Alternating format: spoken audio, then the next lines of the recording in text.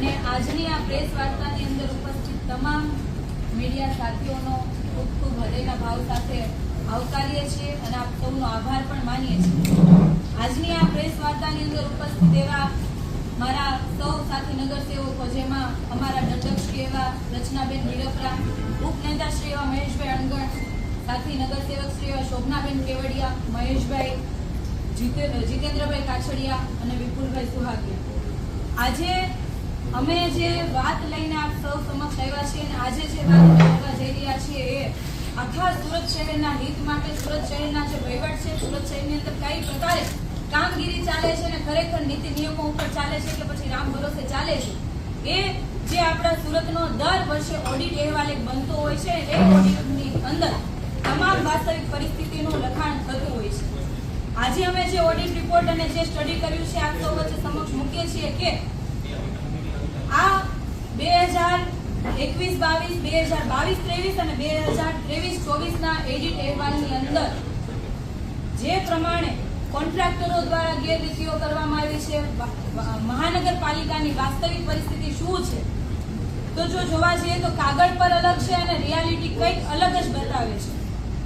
સુરત મહાનગરપાલિકાની અંદર સેક્રેટરી વિભાગ અને ઓડિટ વિભાગ એક એવો બે વિભાગ એવા છે કે જે ડાયરેક્ટ શાસકોના કંટ્રોલમાં, એટલે કે સ્ટેન્ડિંગ ચેરમેન અને મેયરશ્રીના કંટ્રોલની અંદર ચાલતા આ બંને વિભાગો છે અને આ બંને વિભાગોની અંદર બેફામ અને કહેવાય ને કે એક ભ્રષ્ટાચારની તો વાત અલગ જ છે, પણ બેફામ વહીવટ થઈ રહ્યા છે। સેક્રેટરી બ્રાન્ચ ઉપર કોઈનો કંટ્રોલ નથી, એમાં બધા જ વહીવટની અંદર પારદર્શિકતા છે જ નહીં। બધી જ જગ્યાએ નાના મોટી ક્યાંક ને ક્યાંક ભૂલ જોવા મળશે અને ખોટું જોવા મળશે। એવી જ રીતે ઓડિટની વાત કરું તો 2021ના સમયગાળા દરમિયાન જ્યારે અમારી ટર્મ ચાલુ થઈ એ સમયે ઓડિટની માટેની એક વાંધા મીટિંગનું આયોજન થતું અને એની એક કમિટી હતી। ત્યાર પછી આ કમિટીઓ દ્વારા કયા પ્રકારના નિર્ણયો લેવામાં આવ્યા, કયા પ્રકારના કોન્ટ્રાક્ટરો સામે એક્શન લેવામાં આવ્યા, કયા બિલો પાસ કરવામાં આવ્યા, કયા બિલોને અમાન્ય કરવામાં આવ્યા, શું કામગીરી કરવામાં આવી, એ આજ દિન સુધી સુરતના લોકો માટે અને આપ સૌને, અમને બધાને કોઈને બતાવવામાં નથી આવ્યું, કહેવામાં નથી આવ્યું કે આ ઓડિટ કમિટી દ્વારા કયા પ્રકારની કામગીરી કરવામાં આવી છે। અને છેલ્લા 2.5-3 વર્ષથી જ્યાં સુધી મને ધ્યાન છે ત્યારથી લઈને આજ દિન સુધી છેલ્લા 3 વર્ષમાં એક પણ ઓડિટ માટેની મીટિંગ આ શાસકો દ્વારા, મેયર દ્વારા, સ્ટેન્ડિંગના ચેરમેન દ્વારા, કોઈ પદાધિકારી દ્વારા કરવામાં નથી આવી। આટલા ગંભીર વિષય ઉપર, આટલી ગંભીર કમિટી ઉપર શા લોકો ધ્યાન નથી રાખતા, અથવા તો એમને ધ્યાન છે છતાં પણ બેફામ આની અંદર વહીવટ ચાલી રહ્યા છે, એ નજરઅંદાજ કરે છે ને કાં તો આ બધાને છાવરે છે। હું શરૂઆતથી વાત કરીશ તો સુરત મહાનગરપાલિકાના છેલ્લા 3 વર્ષના જે આપણે ઓડિટ અહેવાલ વાંચીએ છીએ એમાં 2021-22માં કેપિટલ ખર્ચની વાત કરું તો 1968 કરોડનો કેપિટલ ખર્ચ કરવામાં આવ્યો હતો ને એ સમયે મરામત ખર્ચ કે જે 638 કરોડ રૂપિયા, એટલે ટકાવારી પ્રમાણે જોઈએ તો એ 34% જેટલો માત્ર કેપિટલ ખર્ચની પાછળ મરામત ખર્ચ છે। એટલે વાત એવી થઈ કે 100 રૂપિયાનો પ્રોજેક્ટ બનાવો છો, એમાં આપણે 34 રૂપિયા તો એ જ વર્ષે આપણે મરામત પાછળ નાખી દઈએ છીએ, તો આમાં પાલિકાની આર્થિક સ્થિતિ બગડી કે સુધરી? ત્યાર પછી 2022-23ની અંદર 2515 કરોડનો કેપિટલ ખર્ચ અને એની સામે 795 કરોડનો મરામત ખર્ચ। 2023-24માં 3202 કરોડનો કેપિટલ ખર્ચ અને એની સામે 906 કરોડનો કેપિટલ ખર્ચ, એટલે 35% એમનો મરામત ખર્ચ પહોંચ્યો છે। આ મરામત ખર્ચ ખરેખર ઓછો થવો જોઈએ। આના માટે ઓડિટ અહેવાલની અંદર મ્યુનિસિપલ ઓડિટર એવું સ્પષ્ટ ભાષાની અંદર લખીએ છીએ કે જે પ્રમાણે સુરત મહાનગરપાલિકાના પ્રોજેક્ટો ડિઝાઇન થાય છે એ ડિઝાઇન યોગ્ય નથી। એની ડિઝાઇન કરતી વખતે તકેદારી રાખવી પડશે, ધ્યાન રાખવું પડશે, જેના કારણે કેપિટલ ખર્ચ જે છે, મરામત જે ખર્ચ છે એ ઓછો આવે અને એના કારણે મહાનગરપાલિકાની આર્થિક સ્થિતિની અંદર સુધાર આવે। આવું મેન્શન મ્યુનિસિપલ ઓડિટ રિપોર્ટની અંદર કરવામાં આવ્યું છે। 2021-22માં કરવામાં આવ્યું છે, 2022-23માં કરવામાં આવ્યું છે અને 2023-24માં કરવામાં આવ્યું છે। હવે આટલી ગંભીર જો સૂચન અને કહેવાય કે ભાઈ એક મૂકેલું છે, એક નોટ તરીકે મૂકેલું છે, તો આનો મતલબ એવો થાય કે ખરેખર જે પાલિકાની અંદર જે મોટા પ્રોજેક્ટો ડિઝાઇન થાય છે એમાં ક્યાંક ને ક્યાંક તો કોઈને કોઈ પ્રકારની ખામી છે કે જેના કારણે મરામત ખર્ચ દિવસે ને દિવસે વધે છે। પછી વાત કરું મહેકમની, તો મહેકમમાં 2021-22માં કુલ આવકના 48% મહેકમ ખર્ચ થયો છે અને 2022-23માં કુલ આવકના 48% જેટલો મહેકમ ખર્ચ છે. અને છેલ્લા બજેટની અંદર અમે જ્યારે સ્ટડી કર્યું ત્યારે ખબર પડી કે 55%થી પણ વધારે ગયા વર્ષનો મહેકમ ખર્ચ છે. આનો મતલબ સીધો સાફ એવો થાય કે સુરત નહીં, આખા દેશની અંદર, વર્લ્ડની અંદર કોઈ પણ સંસ્થા હોય, કોઈ પણ કંપની હોય, એમનો જો મહેકમ ખર્ચ 21%થી વધારે થાય તો એ કંપની, એ સંસ્થા નુકસાનીમાં ચાલે. તો આપણે આ સુરત મહાનગરપાલિકા જે સ્વાયત્ત સંસ્થા છે કે જેના અંદર સુરત શહેરના લોકો ટેક્સ ભરીને સુરત મહાનગરપાલિકાના પ્રોજેક્ટો, મહાનગરપાલિકાના વિકાસ માટે, સુરતના લોકો માટે કંઈક સારું થાય એના માટે જે વેરો ભરતા હોય, પરંતુ આ વેરાનો વ્યય થતો હોય અને જે કહેવાય વહીવટી અણઆવડત આ મહેકમ ઉપર ખબર પડે છે. અને સાથે સાથે મહેકમની અંદર એક પછી એક આપણે સૌને ખબર છે અને સૌ મીડિયા કર્મી, પત્રકાર ભાઈઓને બધાને ખબર છે, પેપરમાં પણ આવતું હોય છે કે ભાઈ મહેકમની અંદર આ ગોટાળો થયો છે, ખોટી રીતના ભરતી થાય છે, ખોટી રીતના પોસ્ટ ઉપર સુધારો થાય છે. સેક્રેટરી વિભાગની અંદર પણ ખોટી રીતના વધારાની પોસ્ટ ચડાવી દેવામાં આવી છે, બનાવવામાં આવી છે કે પોતાના મળતિયાઓ, પોતાના માણસોને એ વિભાગની અંદર કામ કરાવી શકે અને ખોટી રીતના કામો કરાવીને બિલો પાસ કરાવવાના હોય કે પોતાના મળતિયાઓને ફાયદો કરાવવા માટે એ પોસ્ટ ઊભી કરવામાં આવે છે અને પછી એમને ત્યાં બેસાડી દેવામાં આવે છે. છેલ્લા 4 વર્ષમાં ચેપ્ટર પ્રોવાઇઝરનો દુરુપયોગ કરીને કેટલા બધા ડેપ્યુટી કમિશનરો બનાવ્યા. આજના પેપરમાં ગુજરાત ગાંધીનગરથી એવું સૂચન અને ચોખ્ખી સ્પષ્ટ ભાષામાં કીધું છે કે હવે પછી ચેપ્ટર પ્રોવાઇઝરનો ઉપયોગ નહીં થાય ને એવી રીતના ભરતી નહીં થાય, લાયકાત આધારિત ભરતી થશે. તો અત્યાર સુધી જે ભરતીઓ થઈ એનું શું? મહેકમની અંદર આટલો ખર્ચ વધારે છે છતાં પણ આજે પણ સુરતનું મહેકમ ખૂબ ઘટ છે. એ ફાયર વિભાગ હોય, સેક્રેટરી વિભાગ હોય કે બીજા અન્ય ઝોનના વિભાગ હોય, તમામ વિભાગોની અંદર આજે મહેકમ ઘટ છે. પછી હું વાત કરું, સુરત મહાનગરપાલિકા પાસે એક સ્ટોર હોય છે કે જેમાં અલગ પ્રકારની વસ્તુઓને સ્ટોર કરવામાં આવતી હોય છે કે જે વર્ષ દરમિયાન જે જરૂરિયાત હશે એ પ્રમાણે વાપરવામાં આવશે. 2021-22માં સ્ટોર્સની અંદર 39.66 કરોડ રૂપિયાનો માલ સામાન પડ્યો રહ્યો. 2022-23માં 50.51 કરોડનો માલ સામાન પડ્યો રહ્યો અને 2023-24માં 65 કરોડનો માલ સામાન પડ્યો રહ્યો. અને 3 ઓડિટ રિપોર્ટની અંદર આપણા મ્યુનિસિપલ ઓડિટર સ્પષ્ટ ભાષાની અંદર કહે છે કે આ માલ સામાન આપણે અહીંયા બિન વપરાશી પડ્યો રહે છે, એટલે જે તે વિભાગીય વડાઓએ ખોટો માલ સામાન મંગાવો નહીં. ટોટલ જો મારીએ તો 155 કરોડનો માલ સામાન લીધા પછી બિન વપરાશી પડ્યો રહ્યો અને છેલ્લે હવે ભંગારના ભાવમાં જશે. આ 155 કરોડની જવાબદારી કોની? આ માલ સામાન જે બિન વપરાશી થઈ ગયો એના માટે જવાબદાર કોણ? આ પૈસા કોના ખીચામાંથી જશે? આ સૌથી મોટો સવાલ છે. સાથે સાથે જનરલ એડવાન્સ ખાતે પણ કેટલા બિલો પાસ થાય છે તમને વાત કરું તો ખબર પડે કે સુરત મહાનગરપાલિકાના અલગ વિભાગો અને હવે બીજા મહિનાની અંદર બજેટ આવે છે ત્યારે બજેટની અંદર અલગ જગ્યાઓ પરથી સૂચનો મંગાવવામાં આવશે અને એના પર કઈ રીતના કામગીરી થાય. પણ વહીવટી અણઆવડત ક્યાં દેખાય છે કે માનો કે બ્રિજ સેલે 5 કરોડનું કામ એને કીધું છે કે ભાઈ આ વર્ષે અમે 5 કરોડનું કામ કરીશું, પણ એમના એસ્ટિમેટમાં લોચા પડે, એસ્ટિમેટ પછી બીજી આખી પ્રક્રિયાની અંદર જો એ કામગીરી કરે તો પછી ખબર પડે કે 5 કરોડને બદલે 10 કરોડ રૂપિયા વાપરવા પડે છે અને બીજા જે 5 કરોડ રૂપિયા છે એ જનરલ એડવાન્સ ખાતેથી એમને જમા કરાવવા પડે છે. એટલે આનો મતલબ એવો થાય, માનો કે આપણે 5000 કરોડનું બજેટ આપણે લઈને બેઠા હોઈએ તો પણ એનો જે વિભાગીય રીતે જે પ્રમાણેનું કામ થવું જોઈએ એમાં કોઈમાં આવડત નથી. આ હું નથી કહેતી, આ હું જે કંઈ બોલું છું એ આમાં ઓડિટની અંદર લખેલું છે. આમાં ચોખ્ખું એવું કહે છે કે જનરલ એડવાન્સનો ખર્ચ જે તે વિભાગ ખાતામાં હોવો જોઈએ તેની જગ્યા પર અધિકારીની અણઆવડત અને અંદાજો બનાવવાના નિષ્ફળતાના કારણે આ કામનો ખર્ચ જનરલ એડવાન્સ ખાતે કરવો પડે છે, જે બાબતે તાત્કાલિક ધોરણે નિયંત્રણ થાય એવું સૂચન મ્યુનિસિપલ ઓડિટર ઓડિટ રિપોર્ટની અંદર કરે છે. આનો મતલબ એવો થયો કે આપણા વિભાગીય વડાઓની અંદર પણ ખામી છે કે જે પોતાના વિભાગની અંદર કેવી રીતના કામ થશે અને કઈ રીતના કામ પૂર્ણ થશે અને એના બજેટ કેટલું થશે એમને પોતાને ખ્યાલ નથી. હવે હું ખૂબ મહત્વની વાત એ કરવા માંગુ છું કે આ તો મેં જનરલ વાત કરી, જનરલાઇઝ વાત કરી ને તમામ વસ્તુ ઓડિટની વાત કરી. સુરતની અંદર જે ઓડિટ બને છે, આ જે આખો રિપોર્ટ બને છે, આ છેલ્લા 3 વર્ષનો જો ઓડિટ રિપોર્ટની અંદર વાંધા વચકાઓ લખેલા હોય કે ભાઈ ટોટલ કેટલા બિલો આવ્યા ને એમાંથી કેટલા બધા બિલો ઉપર વાંધા વચકા છે, બધા પ્રોજેક્ટોની ફાઇલોની ચકાસણી થતી હોય તો 2020-21માં 2708 વાંધા વચકા હતા. એટલે કે વાંધાઓ દર્શાવવામાં આવ્યા હતા 2708. એટલે જેટલી ફાઇલો મૂકી એમાં 2708 ફાઇલ એવી હતી કે જેના અંદર ક્યાંક ને ક્યાંક ખોટું થયું છે, ક્યાંક ને ક્યાંક બિલ અમાન્ય કરવામાં આવ્યું છે, ક્યાંક ખોટી રીતના બિલ મૂકવામાં આવ્યું છે. આ તમામ પ્રકારના વાંધા હતા. ત્યાર પછી 2023-24માં 1616 વાંધા વચકાઓ આવ્યા છે. આમાંના હું ખાલી અમુક ઉદાહરણ સ્વરૂપે તમારા વચ્ચે વાંધાઓ મૂકું તો કેવા વાંધા છે. એક તો જે અમે આખા બધા વાંધાઓ અમે જોયા તો ખબર પડે કે 70% વાંધાઓ એવા હતા કે જે સક્ષમ સત્તાની મંજૂરી વગર એ કામ મંજૂર કરવામાં આવ્યું છે અને એના બિલ ચૂકવણી કરવામાં આવ્યા છે.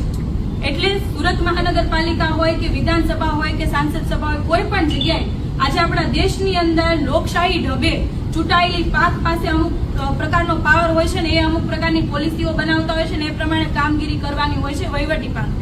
પણ આમાં એવું છે કે ચૂંટાયેલી પાંખ શું કરે છે, સત્તાધીશો શું કરે છે, એમને કઈ લેવા દેવા નથી. એના ઉપરવટ જઈને અધિકારીઓ પોતાની મન મરજી ફાવે, એમની પાસે સત્તા નથી છતાં પણ એ લોકો બિલ પાસ કરે છે અને ત્યારબાદ એ બિલ મંજૂરીમાં મૂકે છે. 70% વહીવટી જે બિલો પાસ થયા છે, જે પ્રોજેક્ટોના બિલ પાસ થયા છે કે જે કામોના બિલ પાસ થયા છે એમાં 70% સક્ષમ સત્તાની જાણ કર્યા વગરના બિલો છે. એટલે મેયર કે પછી સ્ટેન્ડિંગ ચેરમેન, સ્ટેન્ડિંગ કમિટી આ કોઈને અધિકારીઓ ગાંઠતા નથી, ભાજીમોળા ગણતા હોય એવી રીતના મહાનગરપાલિકાની અંદર કામ થાય છે.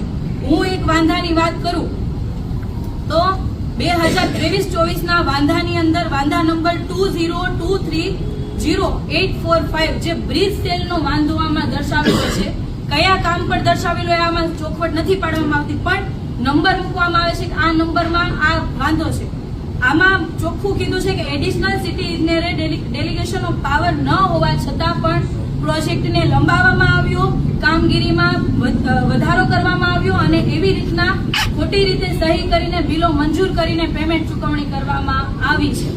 એમની પાસે પાવર નથી એડિશનલ સિટી ઇજનેર પાસે, છતાં પણ જો બિલ પાસ કરી દેતા હોય તો એ તો કમિશનર કરતા પણ સવાયા એડિશનલ સિટી ઇજનેર કહી શકાય. તો આના ઉપર આ સત્તાધીશો શું એક્શન લેશે, સવાલ મોટો એ છે. ત્યાર પછી જો વાત કરું તો વાંધા નંબર 20231555 જે વર્કશોપનું કામ છે. સામાન્ય સભા હોય, સ્ટેન્ડિંગ કમિટી, જાહેર બાંધકામ કમિટી, અલગ અલગ કમિટીઓ દ્વારા તમામ કામોની ચકાસણી ફાઇલો ચેક થતી હોય ત્યારબાદ એ કામોને મંજૂર કરવામાં આવતા હોય છે અને ઠરાવો કરવામાં આવતા હોય ને એ ઠરાવોના આધારે સુરત મહાનગરપાલિકાની અંદર કામકાજ થતું હોય. પણ આમાં ચોખ્ખું લખેલું છે કે વર્ક ઓર્ડર નંબર પણ કહી દો, વર્ક ઓર્ડર નંબર RC/701/9/2023 રોજ વાહનોના જે ભાવ મંજૂર થયા હતા એના કરતા પણ વધારે ભાવ આપીને વાહનો લેવામાં આવ્યા છે, જેના કારણે ઓડિટ વિભાગે લખ્યું છે કે આ બિલ અમાન્ય છે, આનું ચૂકવણું કરવું નહીં. પણ સવાલ એ છે કે આ આટલી દાદાગીરી, આટલી તાકાત અધિકારીઓની અંદર ક્યાંથી આવે છે? આના ઉપર કેમ કોઈ નિયંત્રણ નથી, કેમ કોઈ જવાબદારી ફિક્સ કરવામાં નથી આવતી? આ તો માત્ર દેખાયું એટલે ખબર પડે, હજી બીજા 1600 વાંધા જોવા જોઈએ તો ખબર પડે કે અંદર કેટલી ગેરરીતિઓ થઈ છે. પછી એક બીજો વાંધો એવો છે કે 20231084 એક નંબરનું બિલ છે, બીજું બિલ છે 20231415 જે પબ્લિક પાર્ક્સ એન્ડ ગાર્ડનનું છે. આમાં એક જ કામ માટે 2 બિલ બન્યા છે અને 2 બિલના ચૂકવણા થયા છે, જેના અંદર અધિકારીઓની સહી છે. સહી કર્યા પછી જે તે કોન્ટ્રાક્ટરને એક જ કામ માટે 2 વખત બિલ ચૂકવવામાં આવ્યા છે. તો 2 વખત બિલ ચૂકવાઈ જાય છતાં પણ જે તે વિભાગના વડાઓ પાસે કેમ ધ્યાન નથી હોતું?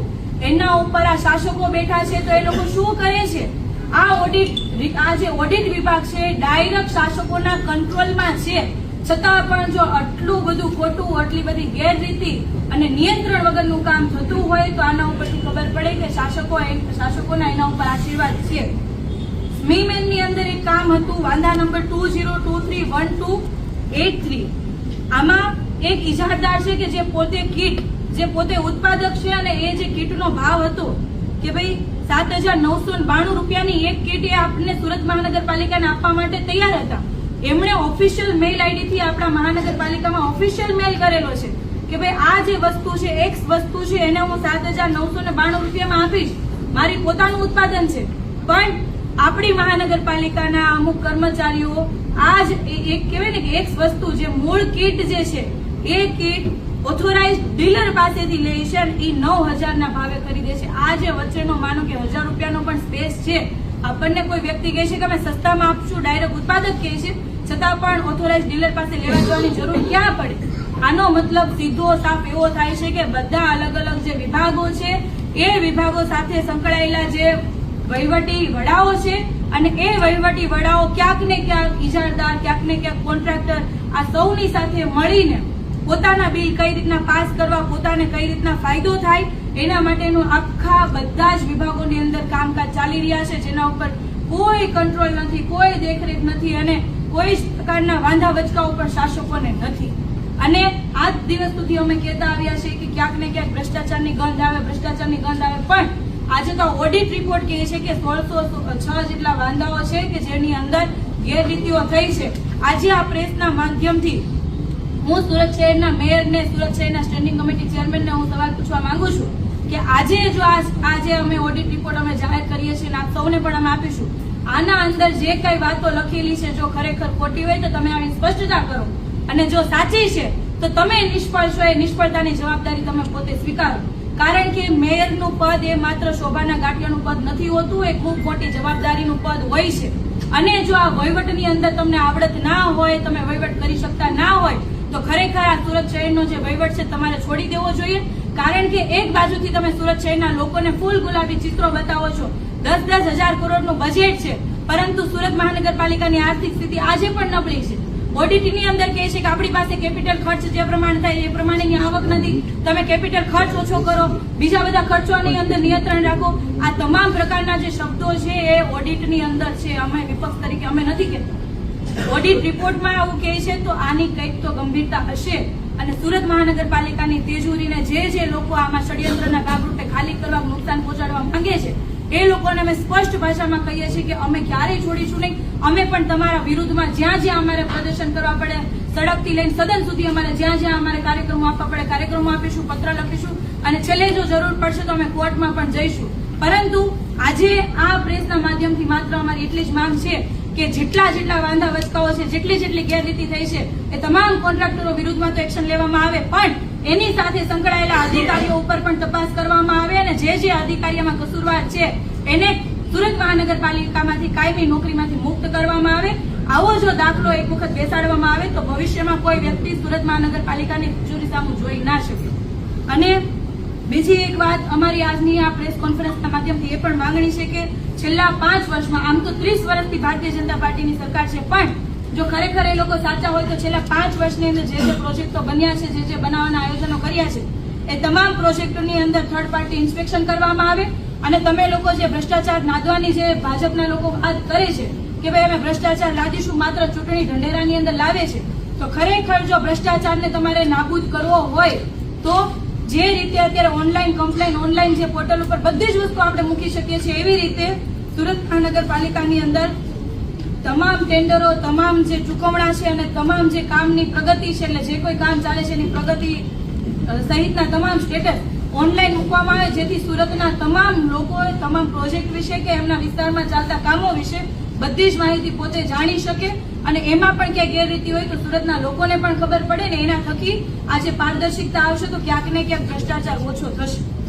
બસ આટલી જ વાત સાથે આપ સૌનો ફરી વખત ખૂબ ખૂબ આભાર માનું છું અને હંમેશા આપ સૌએ ખૂબ સાથ સહકાર આપ્યો છે. છેલ્લા 5 વર્ષના અનુભવમાં આપ સૌએ અમારો અવાજ સુરત શહેરના લોકો સુધી પહોંચાડવામાં ખૂબ મહત્વનો ફાળો ભજવ્યો છે. બદલ અમે હૃદયના ભાવ સાથે ખૂબ ખૂબ આભાર માનીએ છીએ. જય હિન્દ, જય ભારત.